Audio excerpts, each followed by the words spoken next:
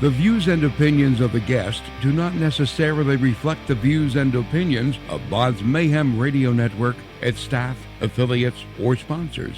Parental discretion is advised. Welcome to BODS Mayhem Radio Network. Hey, what's happening? This is Myles Kennedy from Alter Bridge and Slash the Conspirators.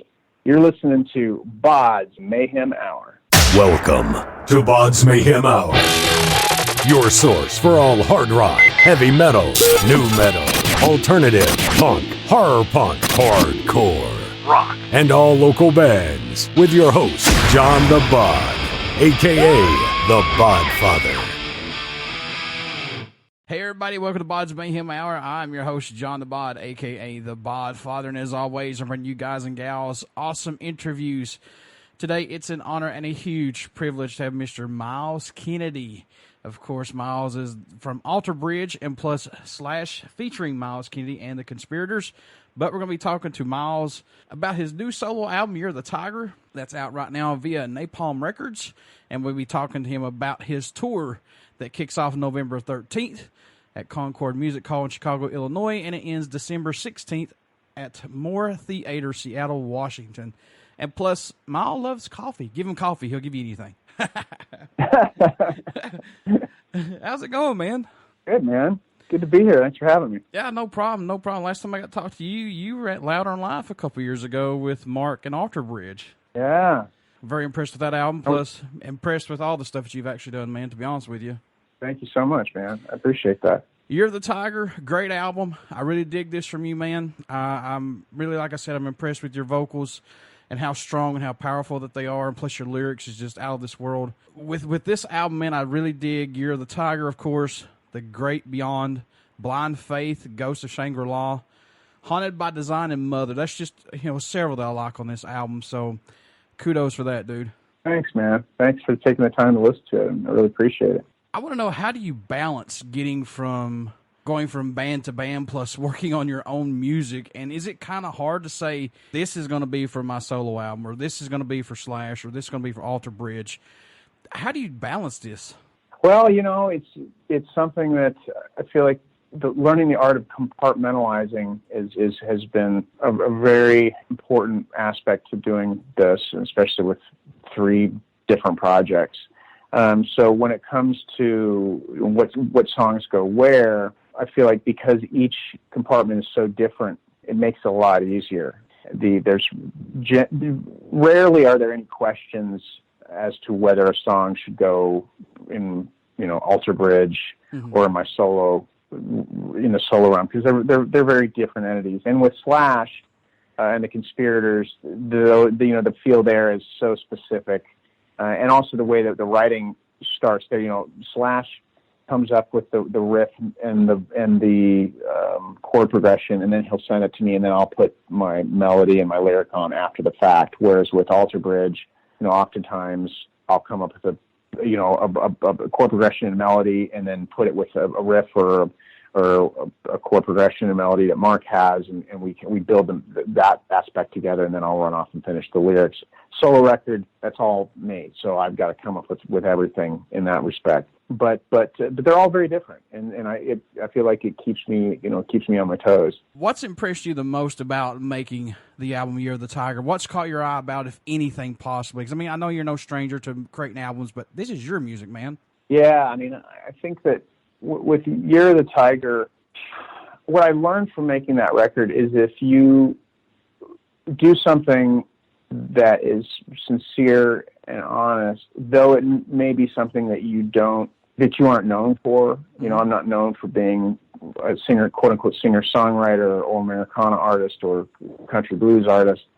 And I wasn't sure how the rock fans were going to react to it because it's so different. But what I've learned is if you do something that's from the heart and you're sincere about it, you'd be surprised how the fans would give it a shot. They'll give it a chance, and so that's been very enlightening to me. But you know what, man? Your vocal range, and I've said this many times with other people that I've had conversations with about your music, it fits with everything. You can go from, like you said, blues to rock to metal. So it fits everything. Just like the album Henry Derrick that just came out with Americana and bluesy stuff. It all fits.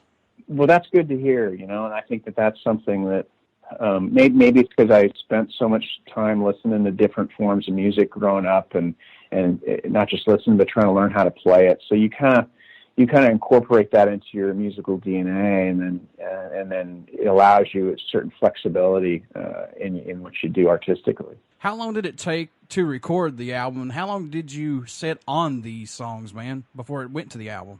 Well, the interesting thing is I had written an entire record, and that during that process, it went on for years. And so I had all these songs recorded and ready to go, and I was going to put it out, and then I listened to it, and I was like, I think I could do better. So I scrapped that entire record. I took one song off that album, which is a song called Love Can Only Heal, and that ended up making it onto Year of the Tiger. But other than that, everything on Year of the Tiger was written in about 7 months, and then recorded in about 3 or 4 weeks. So it was a pretty fast process. How was working with producer Michael Elvis Basket, who you're familiar with, but how was working with him, man? And it's got to be cool to work with a guy who knows exactly what you want. Yeah, he's great. I mean, in my opinion, he's one of the best rock producers in the world. And what I wasn't sure, given the style of this record, if he'd even be into doing it. And what I discovered about Elvis is, like myself, he's got a love for a lot of different forms of music, and he does it. What I learned is that he does it very well. He definitely had a really great understanding of how to make an authentic record in this realm. Mm-hmm. And it was pretty. The thing about Elvis is that I feel most comfortable with him. I mean, I've been making records with him. In the first record where he was behind the console, he was an engineer on that record. He wasn't producing, but he engineered the second Mayfield 4 record. And he was just a kid, and I could see his talent back then. So I think just through, I couldn't even count how many records we've made together at this point, because he does the Alter Bridge records now. He's done the last 2 Slash records and the solo records. So, he's kind of my brother in a lot of ways. And with that, so that comfort level, I think, is perfect. It's so perfect for me. I mean, maybe he gets the best performances out of me in the studio, and that's really important. I'm glad you mentioned the Mayfield 4, because there's some other bands that you was part of before that too. But have you seen your music grow from the Mayfield 4 to now? Have you seen it mature and grow? Oh, sure. Yeah. I mean, I feel like I've evolved as a songwriter, and I've certainly learned from just repetition, and having the opportunity to write with so many great people and experience more. I feel like I've evolved as a human being, and I've learned a lot about myself, and so I'm still trying to improve my game as a songwriter. I'll probably never totally feel like I've arrived, and I'm still if you ask most songwriters, they'll tell you they're still chasing down that perfect song. Mm-hmm. But it's certainly a fun chase, and I'll continue to do it as long as I can. Any songs off this new album stand out more to you than any as of right now, if possible? I mean, I know these are like picking your favorite child or collectible, but do you have a favorite possibly? That's a good question. I really like Haunted by Design.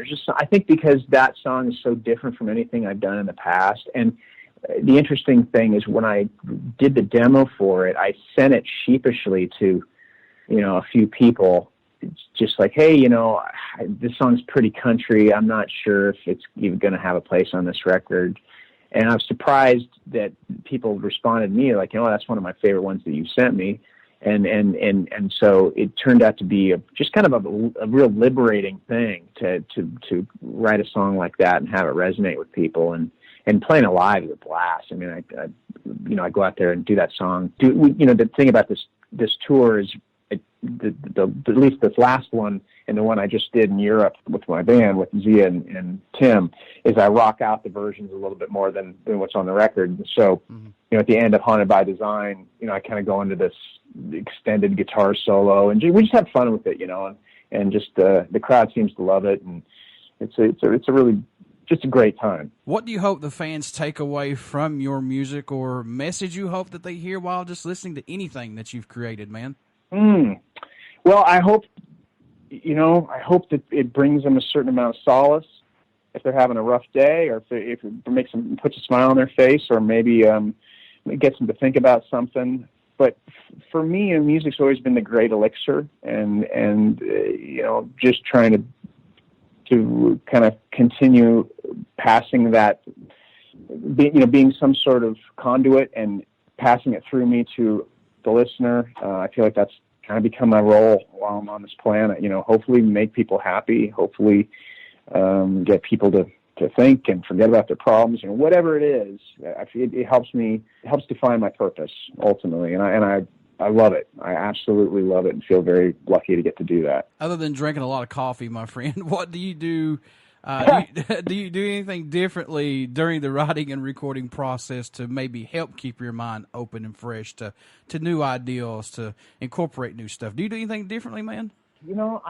I guess I just always try to keep an open mind, and I think that's something that maybe that's been one of the things that's helped me more than anything is not to view the world in narrow-minded context. And so whether it's reading different things or listening to different forms of music, I've always felt that it's really important to kind of walk up to the salad bar of life and taste a little bit of every flavor, and try and incorporate that into what you do. Because otherwise what happens is if you're just consuming one thing, or a certain style, and that's all you consume, like when I was younger, I went through a period where it was all about hard rock or metal and didn't listen to anything else. And then one day I realized, well, wait a minute, this is great, but there's so many other great forms of music out there. Let's absorb some of that as well and see what happens, and that's something that's always intrigued me. And I feel like, and that, frankly, that's one of the things I love about Led Zeppelin. And I think that's why that band is so important. People think of Led Zeppelin, oftentimes they'll misunderstand them as a strictly hard rock band. Sometimes, I've even read articles where people would categorize them as metal, which I would never go there. They're just a hard rock band, blues based. But yeah, you listen to some of those records, and they were touching on so many different styles of music. Listen to In Through the Outdoor and listen to all the crazy stuff going on there. It's awesome, and they could do it all. Yeah, they got a lot of blues influence too. I mean, I picked that up. Absolutely. That band is great. They're all over the place. Absolutely. For you, man, your tour kicks off November 13th at Concord Music Hall in Chicago, Illinois. What can fans expect at this show or these shows from you on this tour, and that's not got to see you live as of yet, man? Well, there's going to be a lot of songs off of Year of the Tiger, and like I said earlier, I'm going to have my band out with me, so we'll turn them up a little bit, have some fun. But then there's going to be some moments in the set where I take some songs that I've been a part of over the last couple decades and strip them down and play them acoustically. And so there's still that retrospective aspect to the set list, and throwing a few fun covers as well.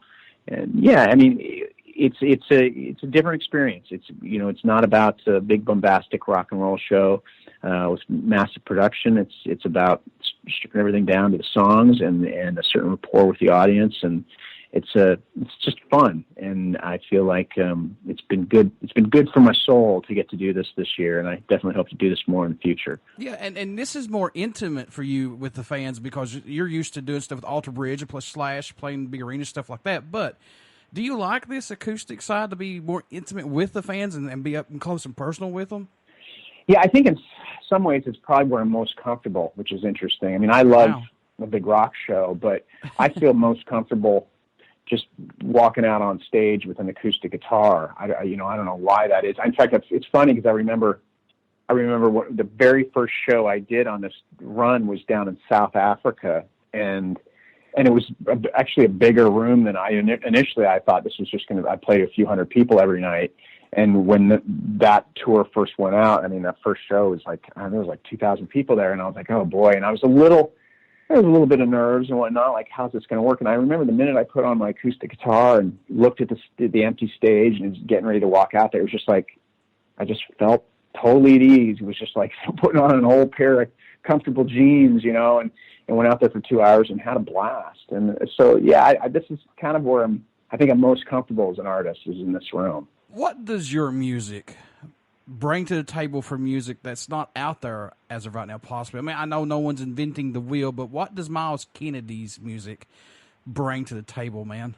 Oh man, that's a good question. That's a tough one. Ah. I don't even know how I could answer. I don't even know how I could answer that, other than, I think that what do I bring to the table? And I fear answering that question, because if I said anything, it might sound, I wouldn't want it to sound like I was tooting my own horn, but what I can say is that what I ask of myself when I go out there every night is to stay present and not, just stay in the moment, and really, at the end of the day, just kind of serve my fellow humans and try and make them happy, But I think that if you ask a lot of artists, they're probably going to tell you the same thing. So I don't know if I certainly don't have that market cornered by any stretch of the imagination.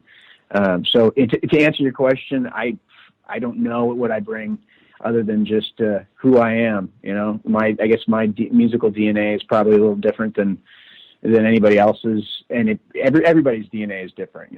So you are kind of what you eat musically, and everybody's got their own brand, and that's so I bring the Myles Kennedy brand. That's what I do.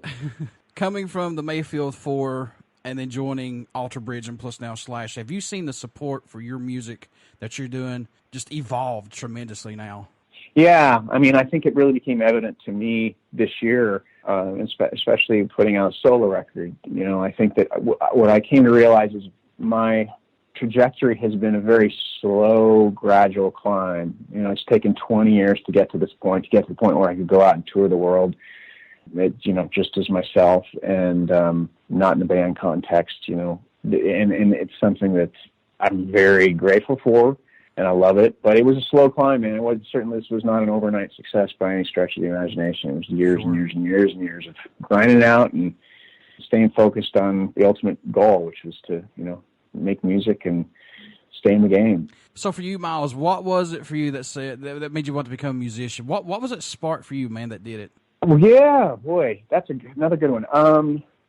I'd say probably hearing Eruption the first time was what made me want to play the guitar. Although at that point I was already playing the trumpet, but to be an actual musician and play gigs with rock and roll context and all that I think it was probably common. In fact, I think it happened on the same afternoon. I heard Eruption. I was playing in the backyard with my little brother as I was, 13. And I heard Eruption come on the radio, which led into Girl You Really Got Me by Van Halen. And then I heard A Whole Lot of Love by Led Zeppelin. I think all within the same 2 hours. And that was a real defining moment for me. I was like, well, whatever all that is, that's what I want to do. Myles was spinning after that. He's like, I'm done. I'm done. I can't take it. I'm overwhelming. Man, has there been a show or a moment that stands out to you that made you realize this is worth everything that I put into my career? Oh, sure. There've been a lot of those. I mean, I've had a lot of those aha moments where you become very aware of how lucky you are, and it was worth all the struggle. I think there was one recently that I did in London on the solo, where I wrapped up the solo tour and was playing a theater there, and it was just an incredible experience for me. It was wonderful. Another one was in London about a year ago when we did live at when we played at the Royal Albert Hall. We did 2 nights at the Royal Albert Hall with the Parallax Orchestra, and that was just pretty over the top for all of us. We were, I think if you asked any one of us in the band in Alter Bridge, the kind of the defining gig, that would be it, where you feel like you've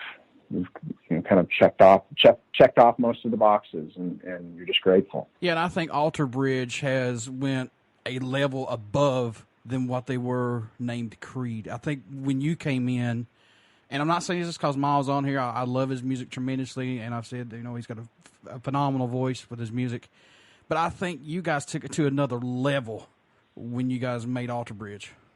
It was definitely a different approach, and I think that there was it was certainly an interesting period in my career. I'd never been put in a situation where it was kind of, there was already this band in place, and then they disband, and now they're putting a new band together. And how do you navigate that? I mean, it was definitely, there's a certain amount of trial and error there, but I think that by the time we got to the Blackbird record, we started to figure out how we wanted to do this and what the approach was going to be, and we've kind of carried on from there. And it's been pretty awesome to see how the fans have stuck with us and allowed us to go down these different avenues. And we have an incredibly open-minded fan base for the most part. And I think that we're very, very aware of that, and we try to keep them happy and make the best music that we can. Folks, Year of the Tiger is out now. Pick this up. You can also pick it up on Myles' website, Amazon, all over the place. His tour kicks off November 13th, again in Concord Music Hall, Chicago, Illinois, and ends December 16th at Moore Theater in Seattle, Washington. Myles, thank you so much for coming on here, man. As a fan of your guys and yours, thank you so much for what you guys have done, man. Oh, thanks, John. Appreciate your time. I had a great time. Good questions, man. Thank you so much, man. Before I let you go, good sir, would you care to do a promo for my show? Sure.